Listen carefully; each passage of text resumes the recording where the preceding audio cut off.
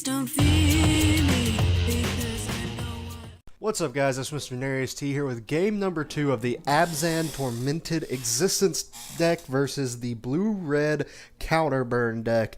And I'm going to keep this in. I like it. I have some removal for its first play. I have a Stinkweed Imp in case I can discard it, or if he kills it, then I can dredge. And I have the Arrogant Worm, which has Madness, so it will give me some nice interactions with a Tormented Existence if I draw one. I'm just going to start off with the tap land that gains me a life to, offset whatever he wants to try to do. And he just starts off with basic Played Island. I also should mention he bowled good to 6, which is nothing but good news for us. And then I have this, and, I'm just going to keep playing my tapped lands if he's not doing anything. There's no point in me running out of Skyfisher or something like that. If anything, I want to have this Skyfisher get me some value later on. So I'm going to hold back, take it slow. I believe very strongly that my deck will outgrind his deck. So if I can keep answering his threats and then get a threat of my own, I think I can just outgrind and outvalue him. It's not going to be easy, but I think we can do it. And I'm just going to keep playing my tapped lands. There's really no point in me trying to rush things. That's one thing I have to say about this deck is you have to be patient. And here I'm going to do the complete opposite and run out my Skyfisher, get back one of those lands to get some extra life. At this point, I'm just, I'm going to say, if you have a Lightning Bolt, get it. If not, I'm going to get some early damage. And I know that's going exactly what I just said I was going to do. But guess what? I'm kind of a hypocrite, and I like swinging with creatures. But we'll see how it works. If anything, it's just gaining me a little bit more life. And, of course, he has the Flame Slash. Reminds me of last game. And then, of course, passes back. I draw Tortured Existence, and me being me, I play my land tapped and try to run it out into a blue player with open blue mana. And guess what happens? Anyone got a guess? Anybody? Yeah, brought in Spell Pierce. So I'm a little bit salty right now. Shit, you can call me Morton at this point because that hurt. If he didn't do that, I was going to be able to dredge or Arrogant Word Madness later on down the line, and it really hurt that he countered that and had that when he did. Then he just plays his tapped lands, so we're having this tapped land showdown, and I just keep drawing lands, guys. At this point, it might not be bad for me just to keep a 7 spell hand and no lands, because at this rate on Magic Online, I'm drawing so many lands a game that screw it. But I'm just going to play the Stinkweed Imp, just have a 1/2 flyer out there that if he kills, I get a little bit of value out of it with being able to dredge later on. So I'm kind of happy at this point. He's not really doing anything. He's just answering what I'm doing. So I'm being able to be more proactive than reactive, and I like that. This is definitely a proactive deck. And just pass the turn back. Unfortunately, there's not really much to say because this matchup's kind of self-explanatory at this point. And then he plays this. And this is the one card that a graveyard deck does not want to see, and it's Relic of Progenitus. So I just get rid of Tortured Existence because I have a feeling it will definitely be worth less in my graveyard than anything else. Draw another land. Well, now I can hard cast that Arrogant Worm if I want to, but he has blue mana up, and I have learned my lesson. I am not running something out to a counter spell, especially when he has a Relic of Progenitus out. So I'm just going to actually be patient and take the smart way out this time.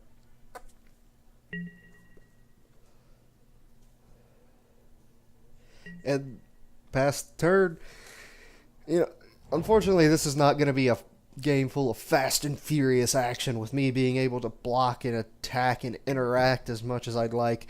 This is definitely going to be a very grindy game, and I find personally that during grindy games I end up making more mistakes because I'm a very aggressive Magic player. I want to get in there, I want to deal damage, and I want to end the game. I I don't really play control decks that well. I don't play grindy games that well where war of attrition, see whose willpower's longer, because I will be the first to make a mistake. It's almost every time guaranteed. And I just play Commune with the Gods. He counters it.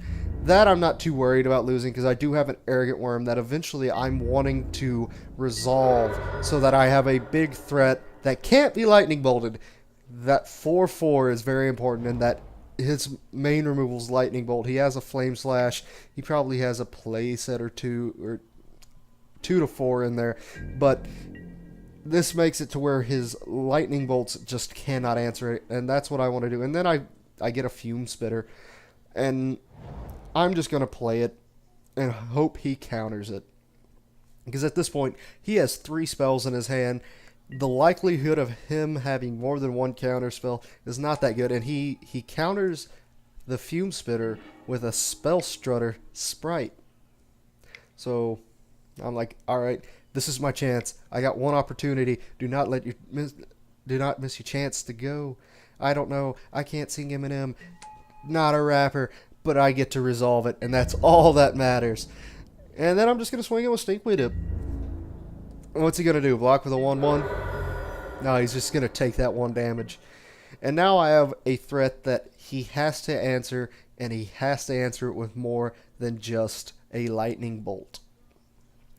And I still have that Journey to Nowhere that if I really think I need to, I can Journey to Nowhere his Spell Strutter Sprite.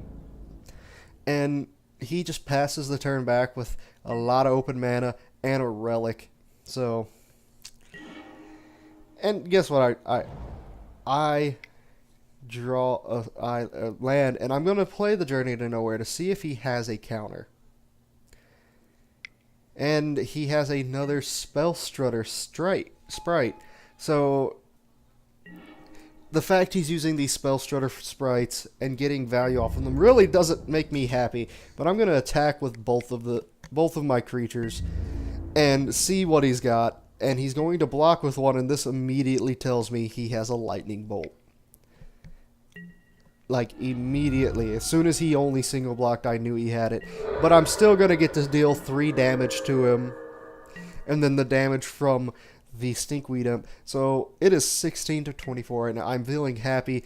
But he's going to start grinding out my graveyard with this Relic of Progenitus, which I kind of should have expected because it's a very common sideboard card. But don't worry, I'll know next time, and I'll put in some stuff just to keep him from being able to do that.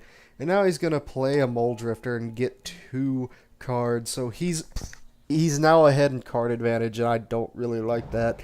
But I'm not playing blue, he's playing blue. He gets card advantage, that's what it happens. And then he has another fairy. So, it looks like he's turning the corner. And then I draw a Crypt Rats, and I'm going to play it because if he counters it, he counters it. If not, I have a field wipe, and he doesn't counter it. So this is very, very good for me. I'm going to swing in with a Stinkweed Imp, see if he blocks. If he blocks, he blocks. If he doesn't, I'm getting a free point of damage, and free damage is always nice damage. And he blocks with his Mole Drifter. I don't think he realized that Stinkweed Imp has Death Touch. I really don't think he knew that, or if he did, he didn't care, because at this point, if dredging is actually very bad for me, because all he has to do is pay 1 mana, pop that Relic, and I lose all the card advantage I was trying to gain with dredge. So I'm not going to dredge this game as long as he has that Relic, and he's always going to have it because I have no way to get rid of it. So I'm just going to do this the hard way, so to speak. And then he plays a Boilerworks, returning a land. And I'm going to wait to see if he attacks, because if he attacks, I'm immediately popping this Crypt Rats. In fact, I'm probably going to pop the Crypt Rats regardless. And he's going to Relic again, and I'm going to take out the Stinkweed Imp, because like I said, I'm not dredging. And I would much rather have the Arrogant Worm that if I get a Tortured Existence, I can immediately pitch it and madness it so I don't lose to that Relic this, and I just draw a land. And now I'm going to swing in with Crypt Rats, because if he blocks, I blow up his field and deal him some damage. If he doesn't, I get an extra point of damage. So this is a very good spot to be. It's like the times when you're playing Commander and someone has the Neverall's disc and no one wants to attack them because they don't want to lose their field. And except this, in this case, my Neverall's disc can attack for 1 damage. Then he preordains, gets to draw another card. He's drawn a lot of cards, which kind of scares me. And then he's going to Lightning Bolt, targeting my Crypt Rats. In response, I am going to just pop it for 3. And my reason for this is in case he has another Lightning Bolt, I don't want to overextend into my Crypt Rats, so that if he has another Lightning Bolt, in response, I can then again activate the Crypt Rats. So I want to be able to have my Crypt Rats activated ability resolved, and I end up getting it to do so. And he has 1 card in hand, I have 1 card in hand, but I think his 1 card's a lot better than my 1 card. And then I draw the Commune with the Gods, so I will be able to dig, unless he counters it. This guy has a penchant for countering my Commune with the Gods, and then I get another Crypt Rat, so I'm definitely liking the position that I'm in. This allows me to just keep making it to where his 1 toughness creatures just cannot stay on the board. Especially since I now will be able to activate it for 3, so even his Seagate Oracles won't be able to survive. So this is definitely a good place to be.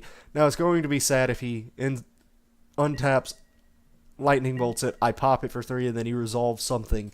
But at that end of the day, he's trying to Lightning Bolt my Crypt Rats, and I get to Lightning Bolt him. So I kind of like it. It's a good place to be in. And then here we go. We have the concession, and this time I'm going to bring in the enchantment and artifact removal. I'm going to bring in the Pride Maids. I'm going to bring in the Wickerbolt Elder, and I'm just going to try to grind him out again. And if he has the relic, I want to be able to have some answers for it so that I just don't lose all of my graveyard advantage. But that's going to be it for me today, guys. I'll be back with the next match, and see ya.